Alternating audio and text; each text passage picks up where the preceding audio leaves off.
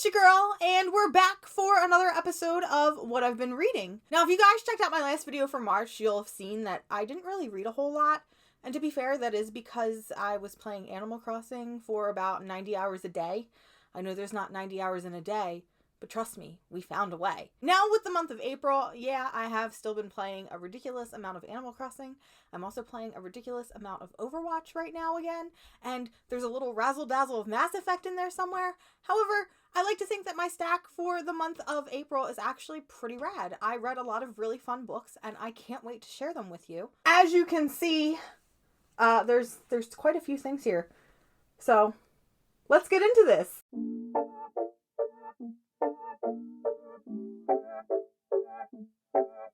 Now, the first book on my list, it's hard to believe that I only read it a month ago. It feels so much longer than that.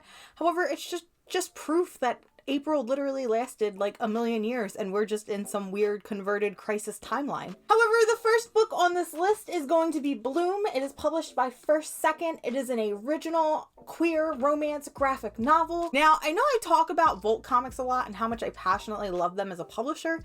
However, I feel like I don't talk about First Second a lot, and they're an equally lovable publisher that I just love a whole lot, and they have a special place in my heart. Now, First Second doesn't do single issues. They actually publish all of their books as standalone graphic novels, and they're actually featured in a lot of bookshops versus just comic shops.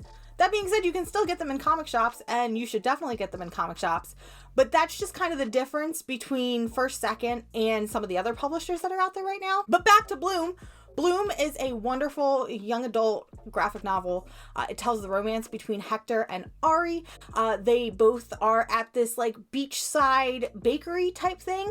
So Ari's family is Greek and they own this bakery that isn't really doing too well, and they really rely on Ari's help to help them with the family business.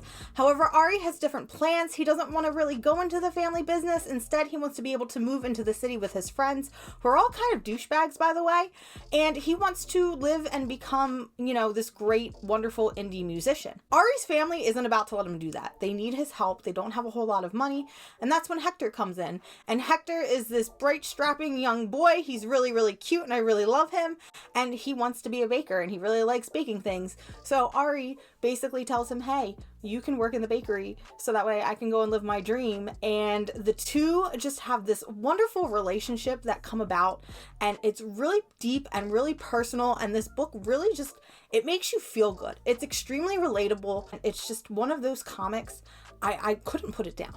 I could not put it down, which is ironic because this is the second time I've actually checked this one out from the library, and the first time I started reading it and there was something about it that I just couldn't quite get into, so I ended up sending it back.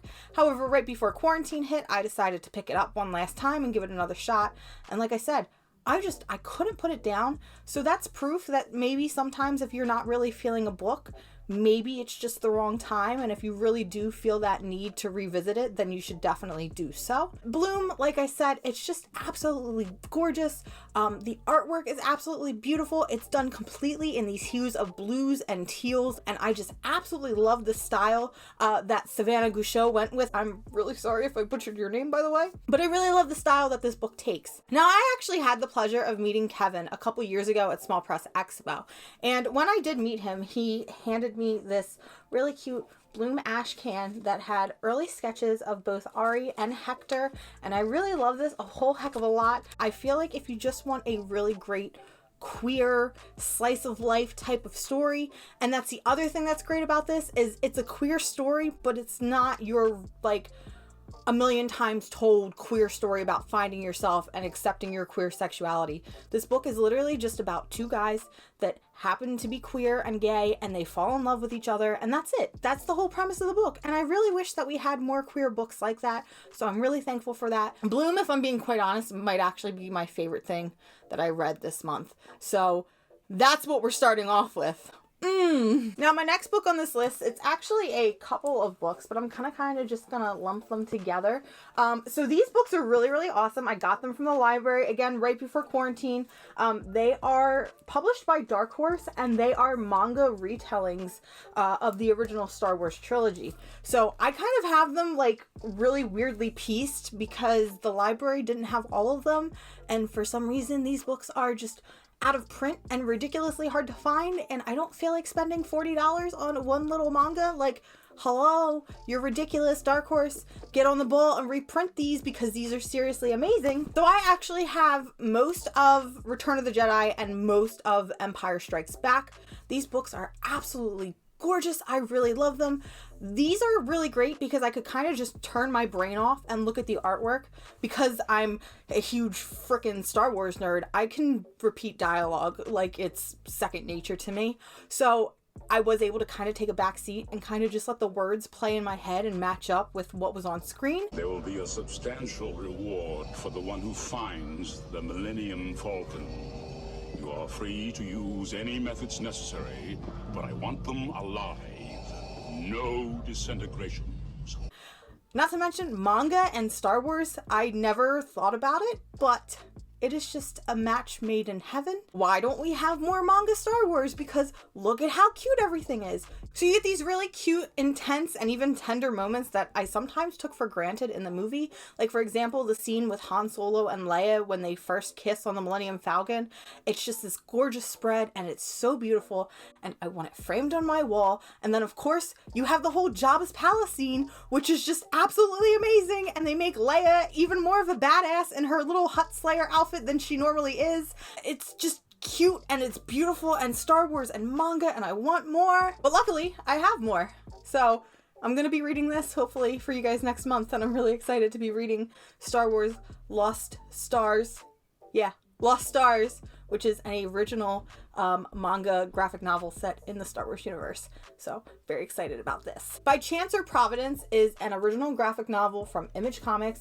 It didn't have single issues. It's a nice little anthology, horror, mystery, romance, gothic, you know, everything that you should and will love in this book. It's actually a reread for me, and I haven't read it in a couple years, but this book is just gorgeous and beautiful, and it's gothic, romance, horror, art. Now, this book is done by Becky Cloonan. She did both the writing and the illustration, and I really think that this is where Becky shines because she is able to get her full, you know, image out onto these pages. By Chance and Providence is 3 separate tales of gothic horror romance.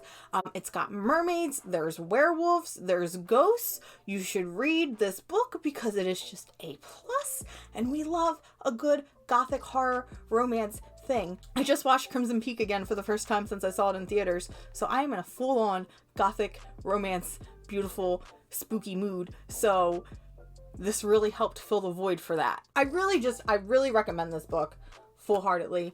It is, like I said, I keep saying it's beautiful, but I can't describe it any other way other than just saying it is drop dead gorgeous, and you will read it in one setting, and it just gives you the perfect chilly, spooky vibes. And it's a really wonderful book to read during quarantine. If you happen to pick up the physical version as well, there's a ton of alternate art in the back, tons of concept art. There's different covers, sketches from Becky herself, and even little like slice of life stories that kind of mix, you know, her real world experiences with these gothic horror characters that have been brewing inside of her head.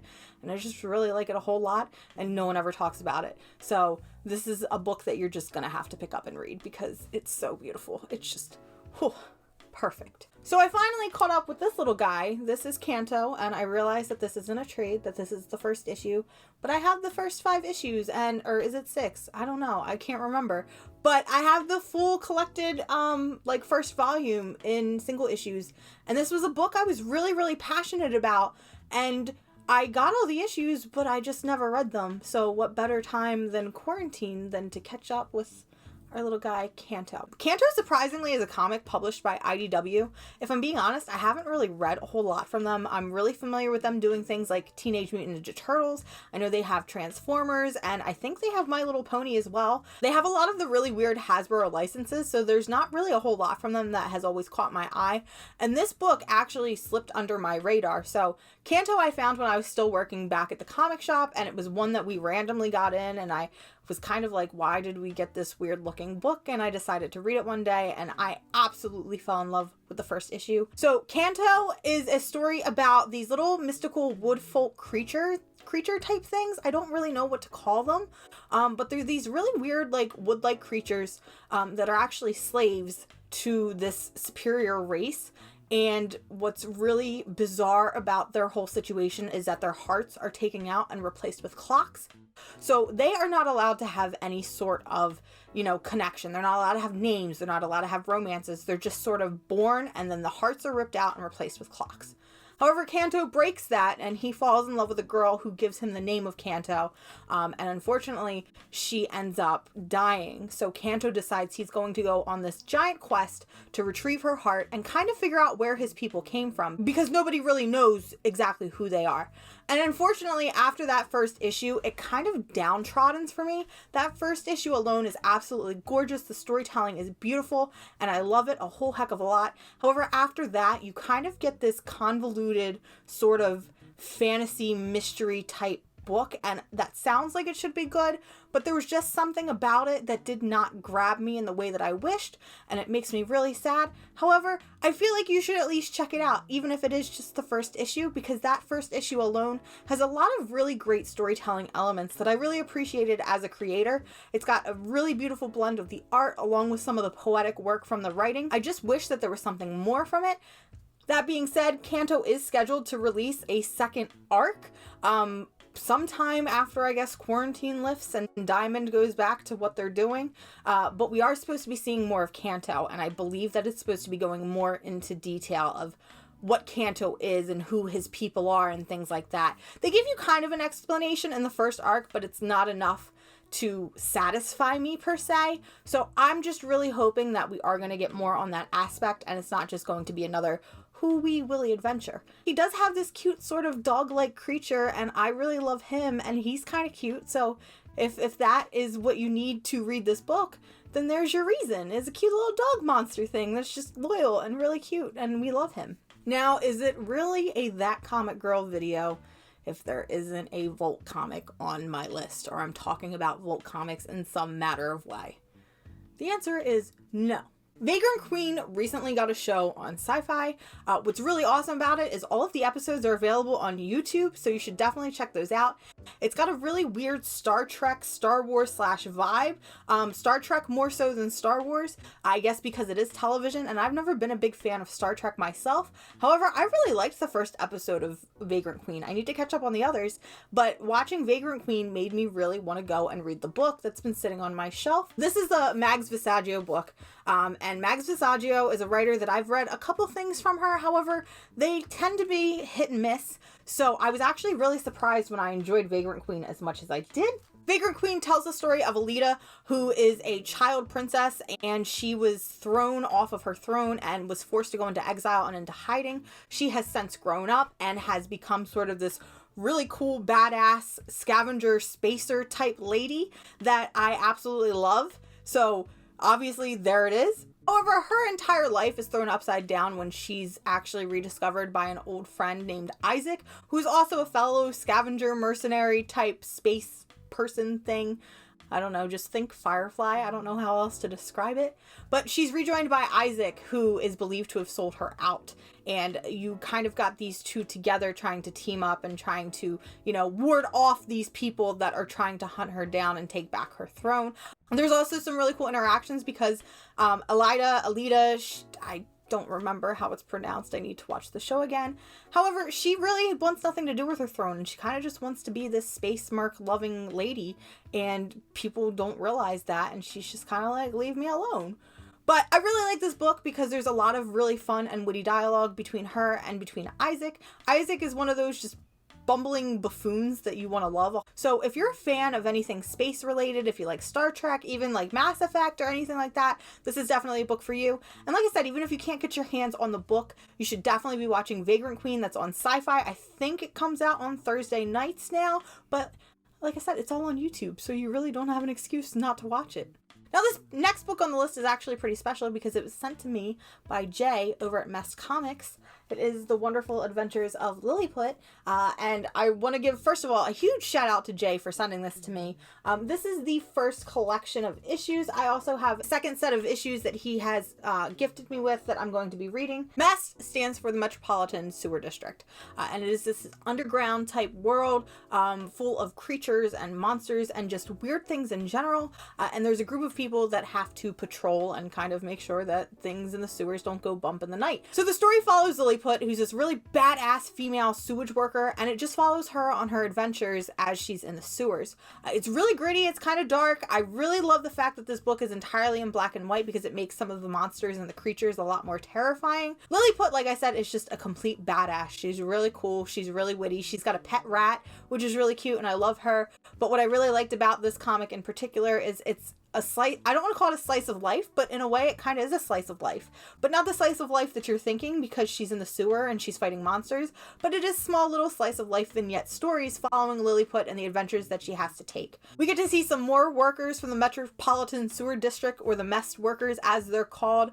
There's some really great dialogue in this book. They tend to shorten some words, kind of like that skit from The Office. I waste time, say lot word when few word do trick. And it actually took me a little while to realize that that's what was going on. I just thought I wasn't catching words properly. And then I realized, no, they've gone and created their own entire like sewer language type thing. And I really like the culture that has come out of this book.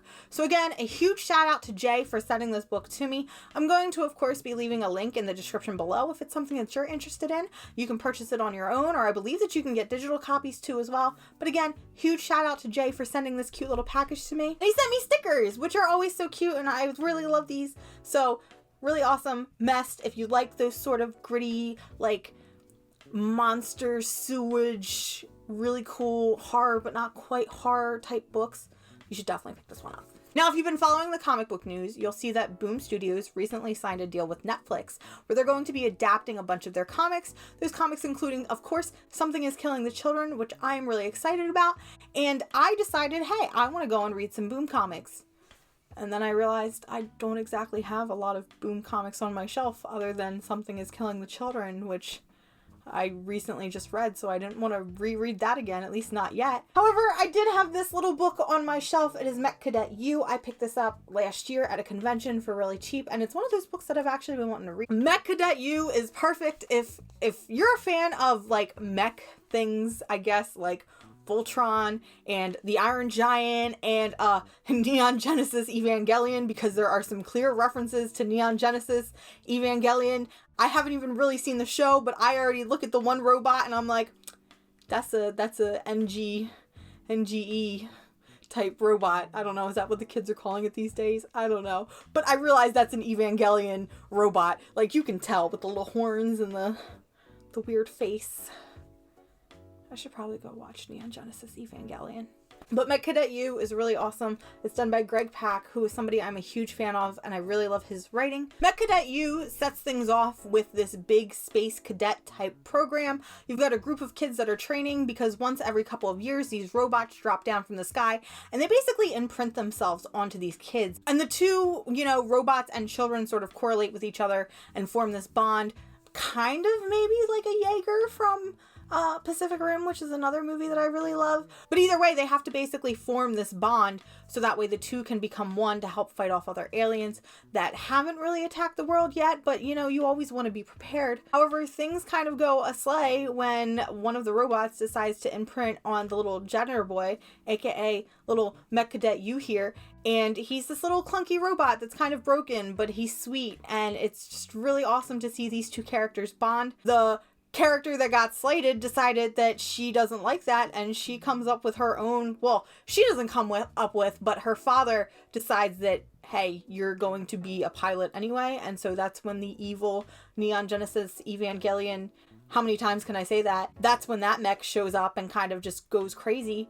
But this book is really, really cute. It's really fun and lighthearted. Like I said, if you're the type of person that likes these sort of things and mech animes, I guess, you would really, really like this one. The only problem I had with this book is some of the pacing. I feel like it goes a lot faster than it should.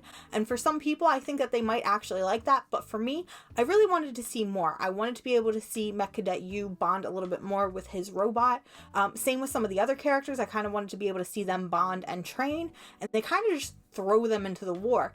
And I believe that that's on purpose. I really do. Just to kind of get the ball rolling, because I believe that in volume 2, we're going to be able to see a lot more of these kids actually fighting. I think we're going to be seeing a lot more of the bonding, or at least I hope. But it's just something that I wish I had been able to see in volume 1. Now, I normally don't talk about single issues, but I really wanted to be able to bring up this fun little Grindhouse Prevents Bee Vixens from Mars that was published initially by Dark Horse Comics, because Dark Horse Comics actually just recently made this series free, available to read digitally due to the coronavirus. So I wanted to be able to talk about it because I happened to ironically be reading it, and I was like, maybe I should talk about these really cool little Bee Vixens from Mars, so that way other people can read them, especially because they're free right now. Now, these Grindhouse stories, I haven't really read a whole lot. I believe I only read issue 1 and 2, which of course is the Bee Vixens from Mars arc. However, it's a set of anthology stories that kind of follow that Grindhouse horror theme. What's really great is it is written by Alex DeCampi, so you kind of get a woman's perspective on that Grindhouse horror feel, which I really, really like. I know that in future stories, there's like a bloodthirsty bride, there's like a prison, a space prison ship type deal. So these books are really, really fun, especially if you like horror and especially Grindhouse things. They're very gritty, they're very coarse, there's a lot of cursing, it's kind of vulgar, and it just holds that Grindhouse horror feel, which is really great for me because I really like the concept of Grindhouse horror. However, I have a very weak stomach and I can't do that stuff, so I can't actually watch these types of movies. But I can read it in a comic book and I'm fine. And just look at that. Bee Vixens from Mars? Like, how cool do you gotta be to be a Bee Vixen from Mars? I mean, my name is Mars. Can I be a really cool Bee Vixen? So, Fish Girl was a book that I picked up a couple years ago. I literally picked it up for $2 at a bargain outlet, which is probably what this book was kind of worth, if I'm being honest. I'm sorry, that was cruel. I shouldn't have been that mean. But Fish Girl was just a little disappointing. And I don't necessarily want to say it was disappointing, but I just don't think it was made for me. This is definitely a younger reader's book, and it definitely comes off as such. Now, granted, there are a lot of books out there that brand themselves as all ages reading. I talked about Black Canary Ignite in my previous Shelfie tour. However, some of those books as an adult I can kind of get into, whereas with Fish Girl, it really did just feel like a dumbed down children's book. Fish Girl tells the story of a mermaid who has been trapped in a tank in an aquarium on a boardwalk, think Bob's Burgers boardwalk type thing, and she has been trapped in this aquarium by her quote-unquote father who found her, and she is being exploited for money. A young girl comes into the aquarium type thing one day to see her, and the two kind of form a bond, and Fish Girl decides that she kind of wants to figure out where exactly she comes from, and Fish Girl finds out, and I'm literally calling her Fish Girl because I think they give her a name at some point, but 90% of the book, they just refer to her as the Fish Girl, so there's that. She kind of discovers that as she gets out of the tank, and if she walks around for a super long time, she ends up having legs, so it's kind of like a Little Mermaid-esque story, but not as interesting. And with all that being said, this book didn't really feel like a comic. It's branded as a comic, it kind of looks like a comic, but it honestly just feels like an overdone, drawn-out children's book. The art style is very children's book-esque, so for me personally, I wasn't a big fan of this, but I can't really complain because it is a $2 book.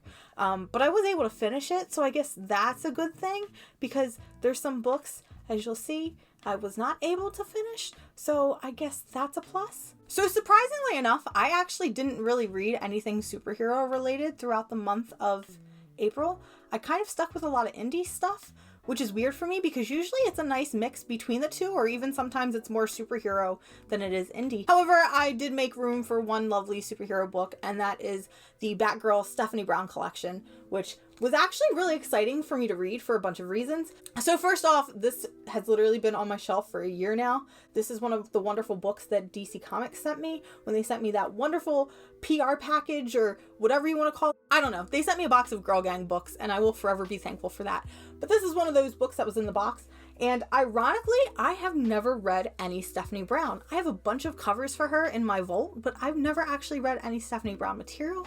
Stephanie Brown is one of those really rare characters that have taken on the role of both Batgirl and Robin, which I think is really, really neat. She also went under her own alter ego as Spoiler. She kind of has this multifaceted personality that allows her to take on all of these roles and become an intricate part of the Bat family. Now, this run in particular takes place after the death of Bruce Wayne, and it's everybody kind of trying to find their way back. At this point in time, Cassandra Cain, who was the current Batgirl, no longer wants to be Batgirl without him being there. So she kind of gives up the suit, and Stephanie Brown decides that she's going to take on that suit because she still wants to be able to fight crime and still wants to become a hero. And what better way to do that than Batgirl? However, she gets confronted by Barbara Gordon, who is the first ever Batgirl and is now known as Oracle. And the story kind of starts with these two kind of having this antagonistic trial between the two of them. Stephanie really wants to be able to just go out and get things done, and Oracle is kind of hesitant, not only because of the death of Bruce, but because she sees a lot of herself in Stephanie and doesn't want to see what happened to her happen to Stephanie. It also doesn't help that Stephanie Brown has already died in a previous comic arc, or at least believed to be dead, because superheroes. So everybody's a little hesitant to see her go out into the field. There's a lot of really cool arcs here. Of course, you get the first arc of Stephanie Brown coming into her own and kind of taking on that role of Batgirl. There's another really great arc with her and Damian Wayne. Damian, of course, hates everybody, and he really hates Stephanie, so he wants absolutely nothing to do with her, and you kind of get the two going back and forth and fighting each other while also trying to save the day. And then there's some really fun and interesting stuff between her and Tim Drake, who is another Robin, and her ex-boyfriend. So you get a lot of conflict and a lot of character development from everybody, and it really is just a big Bat family book that I didn't expect. And another thing that I didn't expect is that this book is as much an Oracle book, it feels like, as it is a Stephanie Brown book.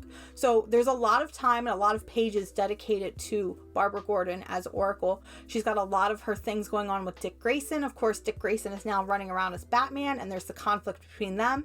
And then, of course, there's the start of her whole new relationship as well. And then if you've read Birds of Prey, you know that Calculator is a huge villain. And Calculator actually comes back, and it's actually kind of like the finale between Oracle and Calculator, which was originally started in Birds of Prey. So if you have read Gail Simone's Birds of Prey, or if you're even a fan of it, or if you're a fan of Oracle, I definitely recommend picking up this book, because on the outside, as you can see, it's Stephanie Brown, but on the inside, it is Barbara Gordon Oracle as much as it is Stephanie. So I really, really like this. This was the first 12 issues, and I'm really excited to be able to go and pick up the second volume, which has the rest of the run, because I think it only ran for about 25 issues. But yeah, I really, really like Stephanie Brown now, and she's a precious little angel, and I will fight to the death for her. Now, I don't normally do this, but there were two books that I started this month that I was not able to finish. The first one was Bad Friends by Anko? I don't know. And then the other one was My Friend Dahmer, which always comes off as critically acclaimed, and everybody's always telling me to read it, but I just hated it. And we'll get to that. Let's start with the first one. So Bad Friends by Anko is a book that I had no idea even existed. I was at a convention last year, and in a $5 bin, I spotted it. I really liked the cover, and I liked the art style as I was flipping through it. So it's supposed to be a story of, you know, adolescence and those things that stick with you even as you grow up as an adult.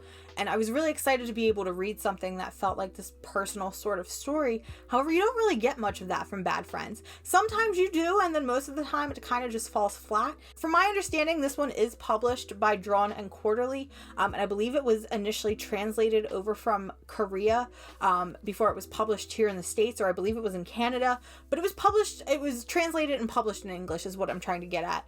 But it just doesn't feel like anything. Like, it doesn't feel like a manga. It doesn't feel like a comic. It just kind of feels there, and I always found myself being lost in it. And there were times during this book and moments that I really loved, that I really wanted to enjoy, but then it would be the low points and the boring points that just sunk it down so low that I couldn't even finish it. It wasn't doing anything for me, and there's something about buying a book that you're really hopeful and really excited about that kind of just disappoints you later on when you can't get into it. And then, of course, we have My Friend Dahmer. And I'm really thankful that this is a library read because I absolutely, I hated this book. I really hated it. And I got about 3/4 of the way through, and at one point I just decided I can't do it anymore. And if you follow me on Instagram, you saw that I posted something about it, and I had a lot of people actually come to me with a response, not only with not being able to finish books that they don't love in particular, but with My Friend Dahmer and how they weren't able to finish it. My Friend Dahmer is supposed to tell the story of Jeffrey Dahmer from a friend's perspective. It's all based on a true story, but it's supposed to kind of follow serial killer Jeffrey Dahmer in his early days and kind of the things that led up to that moment, but not really. It's kind of just an outside perspective of what people thought of Jeffrey Dahmer while he was in high school. And while I understand that he is a person, I hate the fact that this book wanted to make me kind of sympathetic toward a serial killer. There's something about that really kind of grossed me out. And I know that there's this whole weird subculture of people that love serial killers, but I really felt uncomfortable while reading it. And I think that's actually kind of the point, is to make you feel uncomfortable. But there was also that thing in the back of my mind that people were probably actually feeling sympathetic towards it. And that part kind of grossed me out. I don't know. I know it kind of just seems like a big mushy mesh. I know that there's a movie for this. I believe it's on Hulu right now, so I might try to check that out, but it just wasn't for me. And if I'm being honest, I could see the story being told, but I don't really see the benefit of it being published as a comic. There's some really grotesque artwork. I guess Jeffrey Dahmer pretended to have seizures or kind of acted really weird while in school, and these moments are kind of illustrated well, but for the most part, you really didn't get a whole lot of benefit for having this type of story as a comic book versus just, say, a normal novel. So for that reason, I am not going to be finishing My Friend Dahmer, and it is just going to go back to the library where it belongs. But that's it. That's everything that I read for the month of April. We interrupt this message because Past Mars is a dumb idiot and totally forgot to talk about her absolute favorite book of the month for some reason. I don't know how. Maybe it's because I was so excited about it that I just totally forgot about it. But yeah, things are going to look a little strange while I talk about this last and final book because, as I said, it is my favorite. And my favorite book of the month goes to Battle Royale. It's actually a manga because, of course, you guys want to see me read more manga. This is one of those books that I've actually had sitting on my shelf for 2 years. I picked it up at one of my favorite secondhand bookshops 2 years ago for really cheap because a friend recommended it to me, and I finally got around to reading it. And if you can't tell, I am just really excited to be able to talk about Battle Royale. So Battle Royale is a manga, but it's actually based off of an original prose novel, which I didn't realize, and is something that I'm going to go back and read. But Battle Royale is exactly how it sounds. It basically started the whole Battle Royale genre, I'm assuming, and it is 42 students that have been initiated into the program. Unwillingly, of course. So the program is exactly what it sounds. It's 42 students, half men, half women, that are thrown into this giant island, and they basically have to fight to the death. And, it's well, don't fight each other, but they've thought about that because each student has been equipped with a bomb collar, and that bomb collar will go off if A, they are in the wrong sector at a wrong time, or B, if they just decide not to kill each other, then the people watching, the programmees, I guess, are going to detonate. So you get this really intense and fluid and just action-packed, struggle between these students. These are people that have been friends for years, and now they suddenly have to turn against each other. And we get to see all type of archetypes, which I really, really love. So we get Shuya as our main character, and he's sort of like the popular nice guy. Everybody really loves Shuya, and he really just wants to be there to help everybody. Our female lead, Noriko, who is exactly she's the sweet, very innocent kind of girl. And of course, she's the foil to Shuya, and she's exactly who he wants to protect. And then I told myself I wasn't going to get attached because this is basically like a Suicide Squad type book where 90% of the cast is going to die. However, my favorite is Kawada, and he is just my favorite type of trope ever. He's like the tough, buff, stoic looking man, so aka James Vega from Mass Effect, and that's what I'm gonna compare it to. Please don't hate me. I really like his character, and he's my absolute favorite, and he's another part of the main cast and actually meets up with Noriko and Shuya and tends to help them. And I feel like I can't really talk a whole lot about this book because there are so many things that happen that I feel like you need to witness and experience. I know for a fact, going back and looking through the pages just to kind of see what I was going to talk about for you guys today, it's holy crap, I wish I was able to experience that for the first time again, because some of it just absolutely blows your mind and it comes out of left field. Now, I will give a fair warning. This book is insanely graphic. And when I mean graphic, I mean it's intense violence. There's a lot of gore, which, like I said before, I don't really like gore, but I kind of am okay with it when it comes to comics. I don't know why, but that's just how I operate. There's also a lot of violence and some sexual violence in particular against women that can sometimes be a little uncomfortable. However, I think a lot of it, you know, is beneficial to the story. I don't think a lot of it is there just for the hell of it. I know some stories can do that, but I just want to give a fair warning to anybody who tries to read this that there are some very intense scenes that may make you feel uncomfortable. So while I want everybody to read this book, I completely understand why it might not be for everyone. And the best part about Battle Royale is apparently there is a movie, and I really, really want to watch it, and every day strays me closer to watching the movie, and I know I shouldn't until I read all the books.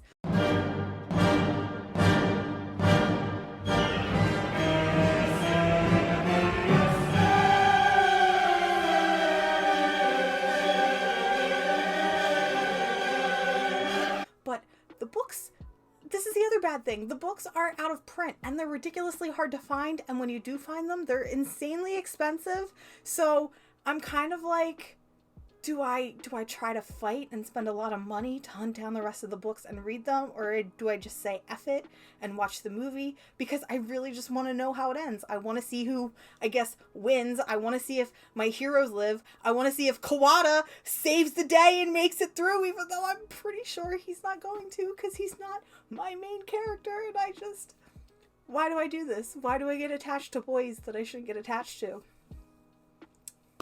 But that's Battle Royale. Back to your regularly scheduled programming, I guess. Bye, guys. Bye, Future Mars.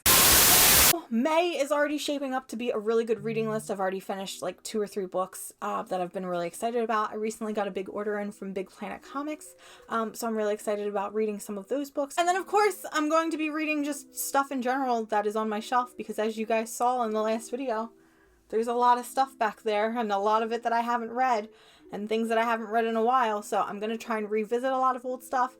I have a couple new videos planned for you guys. I have some more collection tours for you guys, because you guys really liked that. I have another shelf tour planned. I want to do a manga video, because people really want me to talk more about manga, so of course I'm going to do what the people want, and I feel like I've been bitten by a manga bug, and I've been reading a lot of manga and watching a lot of anime. But that's it for this video. As always, thank you for watching my videos, and I will see you in the next one.